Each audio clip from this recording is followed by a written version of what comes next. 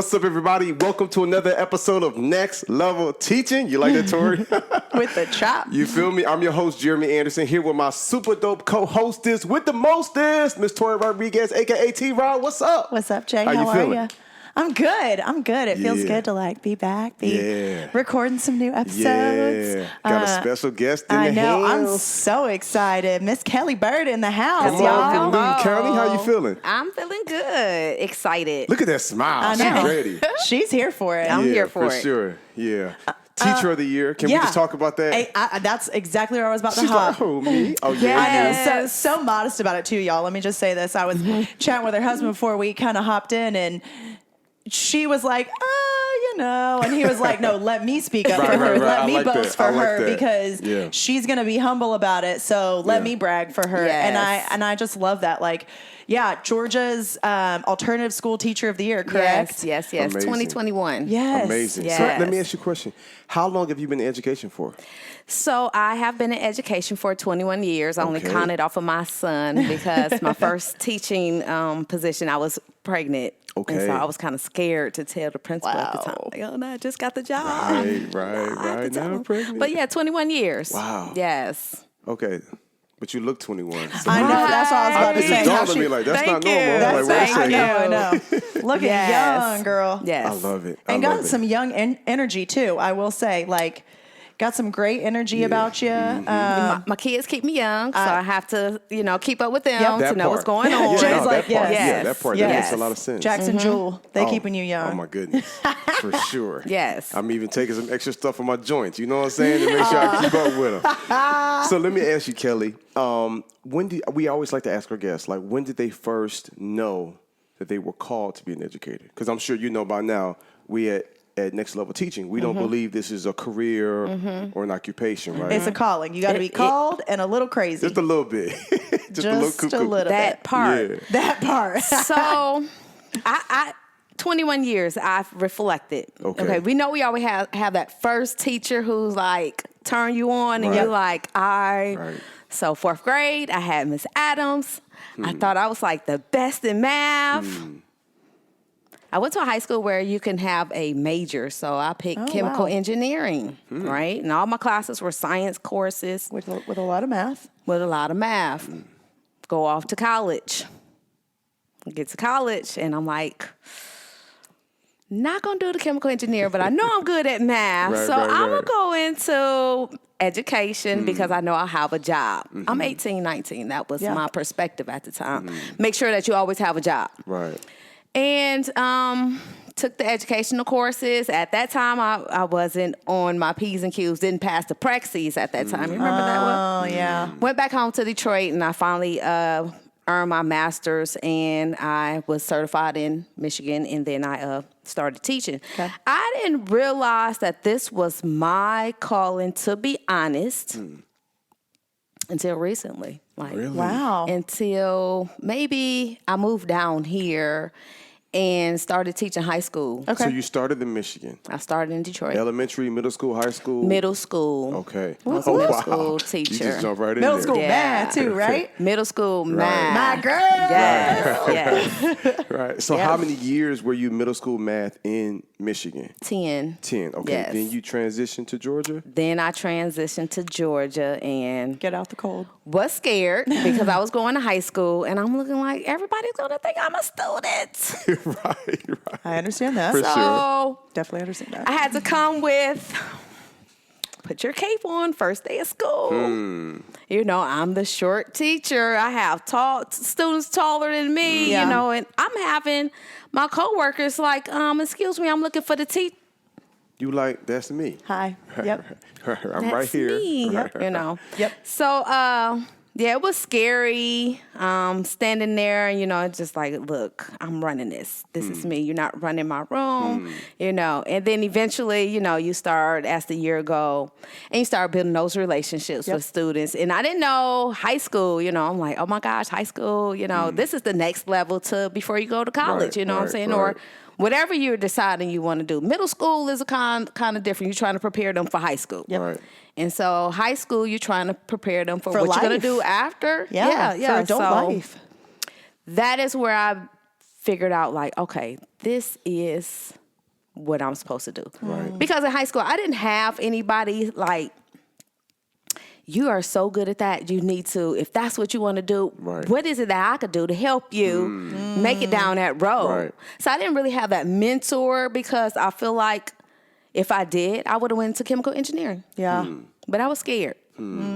So now you're intentional about doing and being for those students what you wish someone had been for you. Yeah. Exactly. I love it. That's the golden rule. Treat other people how you want to be treated. How you want to be And I treated. have so many people I know that Yeah. says, man, I had a horrible father, but he showed me what not to do. And Yeah. now they're amazing fathers. And so I know a lot of people that's in the educational space, they're like, I had some of the worst teachers on the planet. Yeah. But I'm a phenomenal teacher because I know what not to What do. not so you to saw do. a gap. Yes. Yes. And you realize, like, shoot, I got my bachelor's, I got my Yeah. master's degree, I'm in education. Yes. Imagine what level I would have been on had I had this right here. Yeah. That's Yeah. good. And I think it's not perpetuating some of the problems that you've seen in the past. Right. I definitely feel that as well. And it takes a little while, I think, to get there and to understand that. Like you said, you didn't Yes. realize your purpose until you got to that high school level. Yeah. And sometimes it takes a little while for us to realize what it is that we're supposed to be Yes. doing in Yeah. that moment. Like for me, it was making sure that I wasn't perpetuating this squashing of someone's culture and some like who they are, right? Like Black and brown people, we tend to be loud in our culture, right? Voiceful. Yes. Yeah. Yes. And passionate, honestly. Yes. Passionate is truly what it is. And I think my whole life I was told to sit down, be quiet, turn your volume down like this. They would come up and like kind of take my ear and pretend that was like, and it was in a loving, kind way of, Right. and I get it. Like, yes, you have to be respectful of the other students in the classroom and blah, blah, blah. But like, it's also just who I am to a certain extent. And I'm maybe not off task, but I'm Yeah. just loud and passionate Right. about it. And so I realized at a certain point that I was perpetuating that. And I was telling students that was just their personality to turn it down. And that's really, I think, when I realized part of my purpose was to help students realize who they are Who they is are. beautiful Yes. and okay. Yes. And like, there's no shame in being who you are. And you don't have to sit there and be like, what we expect all students to be like, where you sit here and you fold your hands in your lap and you sit quietly. Right. The louder the classroom, the better for me. I like organized chaos. Yes. Organized chaos. I wish my teachers would have heard that back in the day. Yeah. I could have used a little bit of that. I could have used a little bit more gentleness. Quite frankly, I could have used a little PBIS back in the day. Yeah. You know what I'm saying? Shout out to our friends that also at PBIS Rewards. As you could tell, you see, you like our shirts. You like our shirts? For those of you all that's in the listener world, this episode is sponsored by PBIS Rewards, so we're really excited about them. Yes. You know, they have a really big conference coming up I on know. June 13th and 14th. Yeah. And I heard this guy, Jeremy Anderson, who's a Yeah. pretty successful speaker, who's going to be one of the You're going to keynote be speakers. there. on the Hey, 13th, right? Congratulations. Yeah, I'm excited. Yeah, Yeah. thank you. So this will be my second year in a row speaking for them. But shout out to PBIS Rewards. They're doing some amazing work. Yes, they are. Speaking of that, can you tell us like your heart for PBIS and how you've been able to implement positive behavior intervention support like within the framework of what you do day to day in the classroom? OMG. So Okay. I am currently at PBIS, OMG. Here we go. Yeah. Let's so go. I currently work at an alternative school. Okay. And so we're like a small group setting. Okay. Okay. That is like the main thing at the school. So we have 3 expectations Okay. at our school: be respectful, be responsible, and be remarkable. Oh. And so I like that. yes. I like The that. first 2 were mine in my classroom all the time. Yeah. I'm here Yes. for it. Dang, Yes. I'm here for Remarkable the is school. special. Yeah. Yeah, that's when you're That going last above one. and Yeah, beyond. come on. And so we use our PBIS rewards for students that are meeting our expectations. Okay. For example, students come in and they immediately go to work. So the first thing I say is, oh my goodness, thank you everyone for being responsible Yes. for working on your assignments. Right. I'm going to make sure you get some points for that. Yeah. PBIS also has the rewards. They also have a social emotional learning check-in. Yeah. Yeah. And so every morning we have our students do the check-in. So that's also being responsible because you went Absolutely. in and you did your SEL check-in. So Absolutely. I know how everyone is feeling in the morning. Yeah. Right. You know, we have those that may be calm, angry, feeling sick, need to talk, and we can read all of that off of the application on the computer. So that is really important because I can look and see, oh, somebody need to go talk to so-and-so. Did you see what they have Right, for SEL right. check-in this morning? Well, and I think that that's so important because honestly, without that, without knowing where a student's at, you're not walking in knowing if you can teach or not, honestly. If a student doesn't have the capacity because their mind is elsewhere to be open to learning, then what are we going to do with them? You know what I'm saying? Like, how are we going to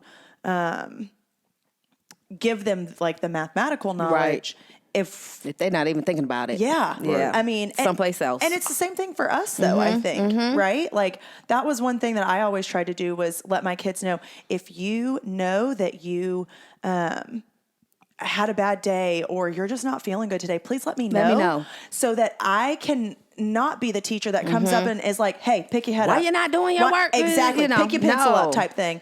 So that we're understanding. Yes. And for me, it took me a while to learn that I needed to be respectful to my students. I would let them know. I need 10 minutes because I'm not here right now. And I don't want to take this out on anybody else because it's not your fault. Yeah. So give me a minute. Let me get myself together. Yes. And then I'll be with you. And you know, they would like, okay, let her get her time. And I love that you said, and it's not your fault. It's not your fault. Because there's so many kids out there that are like, dang, Miss So-and-so is grumpy all the time. Yeah. Dang, Mr. Manning over here, he got an attitude today, and I don't understand what his deal is. But like, if we let kids know why, then they'll be more open with us about their feelings as well, I feel like, because I think it's a two-way street. Yes. But I think also it does let them know, I am not a robot. I'm not a human being. I have things at home as well. Or sometimes letting them know, listen, guys, you are the reason why I'm grumpy right now. Like, that's okay too, to let them know that like their behavior is affecting us as well because we are human beings and we are affected. And I don't know why, you know, and we've talked about something similar on previous episodes, but I just wish more educators could really embody that. Yeah. It's just that human moment of saying, hey, guys, I need a minute. I'm in the weird, as opposed to us making it seem like we're just a superhero complex, like everything is perfect. It's like, no, I need a minute. I'm going through some things. I'm in a weird place. Or just, hey, give me, even if you don't want to disclose that, hey, just give me a minute. I'm sorting through some things. I don't want to take this out on you. So hats off to you, right? For being, here we go, mature enough. Yeah. It took me a long time to get there, though. Right. Yes. Yeah, granted. Right. Yes. But mature enough to get to a point that says, you know what? Either I'm not well or I'm in a weird place or I need a minute. It could just be I just need a minute. I just need a minute. So you all just take a moment for yourself so I can take a moment for me so that I can come back and give you the best version of me. Yes. And I think when they hear that, they realize, like, man, he or she is human just like me and can be a bit more empathetic. I know that was one of my challenges. Yeah. I just viewed them as robots. Yeah. It wasn't until I saw that I had educators who were diagnosed with cancers and going through surgeries and divorce and just buried their husband. And I saw the emotion. I was like, whoa, if you can feel this, how are you feeling when I'm showing up in class and I'm acting a fool and I'm driving you crazy? And so it did something for me. And I can imagine it's doing something for your kids too. Yes. And like I say, it was coming out of college and teaching what you like 24, 23, 24. I mean, I was in middle school, so I could have been an older sister to them, you know, that age difference and gap. I was not. It took time to mature as a teacher. Those education classes I didn't remember none of those when I'm sitting in the classroom and, you know, having to deal with 30 emotions at one time. And and those classes really don't prepare you in the way that you, in the way that they think that they prepare you, right? Like teaching is, truly just being in the classroom and just experiencing is more helpful than anything else. And I wish that we had more time of that. I mean, yes, I know we have student teaching and you have a few practicums here and there, but there needs to be even more time because I mean, like, let us sit in on special education meetings, right? You want me to learn? Like, there's a whole special education class you take in college, right? So you want me to learn about all these different things? Great. Let me sit in on different meetings, specific meetings, or, do like mock meetings at least to give us an idea of what that looks like as a teacher and what the behaviors of kids could look like. Like, give us like tangible things that we're actually going to be doing. Because just reading about it in a textbook is not there for teachers. And in order for us to get something different from the kids, we've got to be willing to do something different. We got to do something different. I think that's why PBIS Rewards has been so successful. And then the PBIS framework as a whole. Yes. So to any of our listeners or watchers, viewers that it's like, okay, I've been hearing PBIS, but for whatever reason you're not sure. Here's the best way that Ryan, a member of our team, we were able to kidnap him from school, you know what I'm saying? So he works full time with us now. Okay. But he was like a PBS coordinator and coach at his school. Okay. But the best way he put it to me when I first heard about it years ago was, if a kid can't read, you teach him how to read, right? If the kid doesn't know math, you teach him math. If the kid doesn't know how to behave, you punish him. Like, doesn't that sound right? Dang, weird? right. Like, that sounds wrong. Yeah, right. It's like, no, if a child doesn't know how to behave, then you teach them how You have to to behave. model, Right, teach. right. Yeah. And you support those things and behaviors that you do like, right? And so as opposed to giving all that negative energy or all your energy towards the negative things that they're doing, where they're still trying to figure out how about we reward those positive things, the positive behavior. And so that's where PBIS comes in and what makes PBIS Rewards so successful in the work that they do, in the way that they service schools. And so, with you, what would you say? Like, tell us about a time when you were probably like, okay, 21 years, okay, I'm about to check out. Maybe this isn't for me. Like, was there ever a situation where you felt like, okay, it was either a student. I got that story too. Okay. It might be a student. And that's okay. Right. And it might be a student, or it might be like a teacher or an administrator. But the moment when you was like, you know what, I'm out. Yes. Because I know that moment. A lot of our listeners and watchers, they're there right now. They're ready. They're they love right to hear now. that part. And we just ask just about every guest about that one moment. So go for it. Okay. So my moment was 2017. I had the best ninth grade class that year. I taught algebra. Okay. I had like maybe 75% of my students pass their end of course. I was really excited. That's impressive, girl. But I was tired of the unnecessary paperwork, you have me go to this meeting to do all of this, and I never see the rewards of why I did all of that. Yeah. And it was just like, this is not the place. So I reluctantly just went and looked and saw, this is a new place that they're opening. Let me just go ahead and apply for it. And I said, if I don't get it, I have a job here and I'll eventually, move on. Yeah. But it wasn't my students. It was the unnecessariness that administration was having. The secretarial work, the paperwork, the meetings, How am I supposed to contact my parents? You know what I'm saying? When do I have that time? Because I felt like if I can't get it done between 8 and 4, I can't go on. I'm not getting paid for anything I do at home. Talk about it. And I have kids at home. Right. Who I have to make sure, how was your day at school? What do I need to do, to help you? And so I applied for the position, and I was fortunate and was hired. Like, oh my, I was like, yes, I'm out of the. And so I'm not in the classroom, and I'm not considered a teacher, but always in my heart, I'm a teacher. Right. I'm a facilitator, so I support students because everyone is on a individual, basis that their pace of work. Right. And so, and we had PBIS in my high school that I worked at, but it was like thrown at us. Right. Here's what we're gonna do. Here, you all use it, and it moved on. Right. But PBIS now is like a core of what we do. And I think that's the important part is I have heard people talk about both sides of it, and I've heard the people that talk about how it's implemented so well in their school, that's when it truly thrives. And so I think it's so important for administration to know that, if you want us to use this beautiful program, then help us to like train us in it. Don't just like give it to me and then say, okay, go. Right. Because I'll say my mom's school is also a PBIS school, and she does see it work in certain ways, but there are certain things where, and it's not PBIS, it's the way that the school is going about. Yes. It's like the reward days, and it's not orchestrated well for the teachers. And so I think it's so important that when we're using these things, we're actually able to use them appropriately. Correct. Right? Like, what's the point of having something? Same thing with us being teachers in a classroom. What's the point of me just saying, okay, here's the Pythagorean theorem, a squared plus b squared equals c squared, and not teaching you how to use it, not teaching you when to use it, not teaching you why to use it, not showing you in the real world how it's used, right? And that's what we know, but it has to be done. And so I love now that like you're in a place where you're able to use it and you're seeing it thrive and work beautifully. And there's a thirst for it.